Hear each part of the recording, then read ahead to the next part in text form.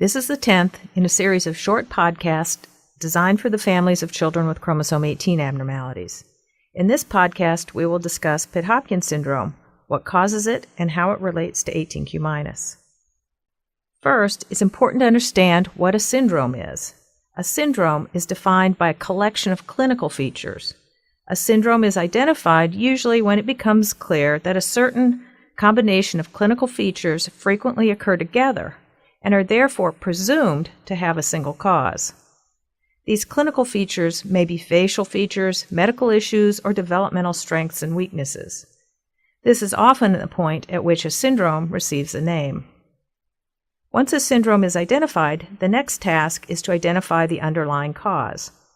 Once a genetic cause is identified, the syndrome name and the identified genetic cause are often used interchangeably. However, technically this is inappropriate because the syndrome describes a series of clinical features, not necessarily the underlying cause. And to complicate things even more, one clinically recognized syndrome can actually have multiple underlying causes. This is the case with Pitt Hopkins syndrome. The constellation of clinical characteristics that make up Pitt Hopkins syndrome can actually be caused by any of three different genetic defects, three different genes on three different chromosomes. We believe the most common cause of Pitt Hopkins syndrome involves the gene TCF4. It's located on the long arm of chromosome 18. TCF4 causes Pitt Hopkins syndrome by several mechanisms. These cartoons help illustrate that point. At the top, the genes in white depict the normal state, and the result is normal. In the middle cartoon, one of the two genes has a deletion. If this happens in the TCF4 gene, the person will have Pitt Hopkins syndrome.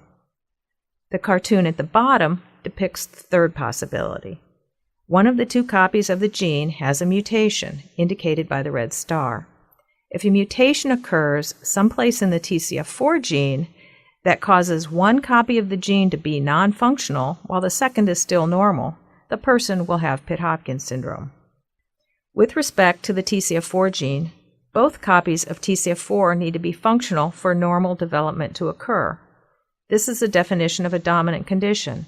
Although we usually think of a dominant condition as being inherited from one of the parents, in the case of Pitt Hopkins syndrome with such a significant clinical presentation, we presume that almost all cases are the result of a new mutation or new deletion in the child that neither parent had.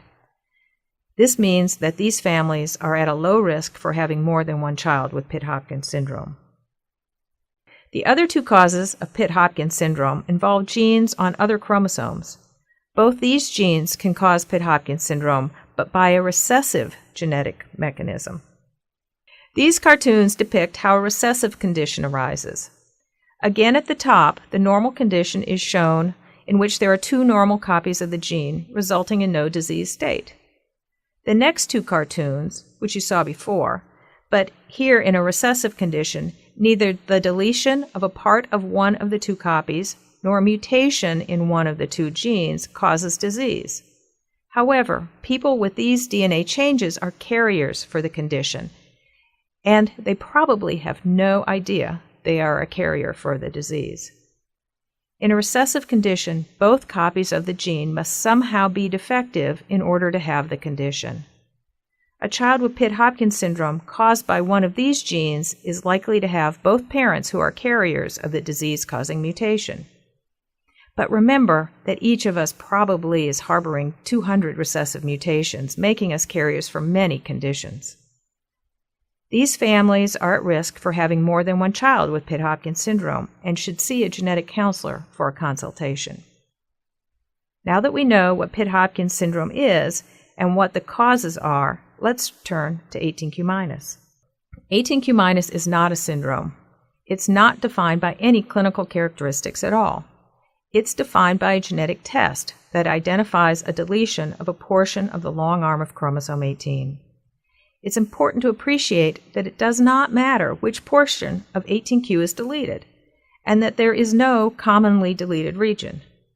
This means that there is no characteristic clinical picture for 18q-. Consequently, people with 18q deletions have a very broad range of medical issues and abilities. As an example, IQs can range from 120, which is well above average, to immeasurably low. This diagram illustrates that point. All these people have 18q-.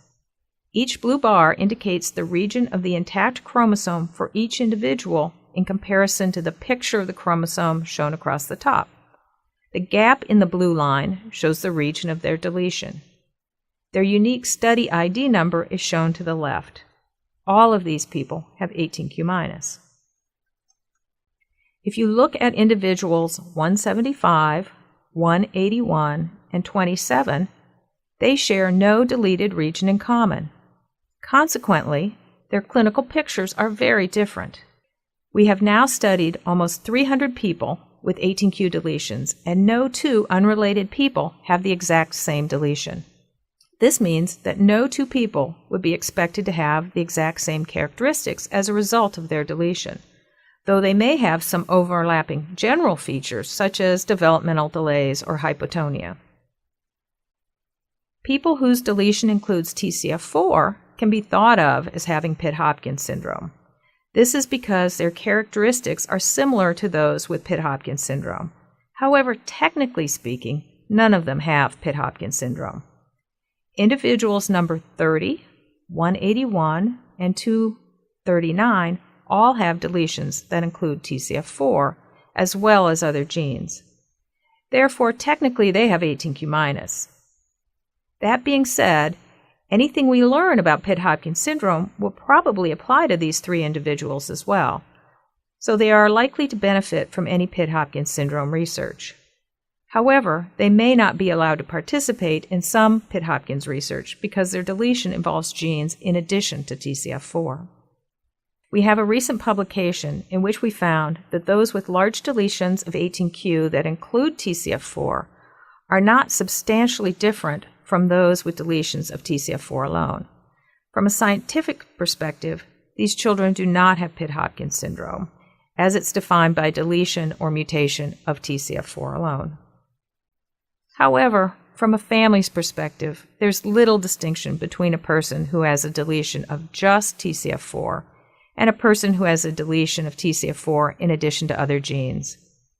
Therefore, at the Chromosome 18 Registry Conference or on the listservs or Facebook pages, there will be many children who seem to have Pitt Hopkins syndrome because they have a deletion of 18q that includes TCF4. So while scientifically there may be a distinction between those with Pitt Hopkins syndrome and those with 18q-, from a family's perspective, there is no difference.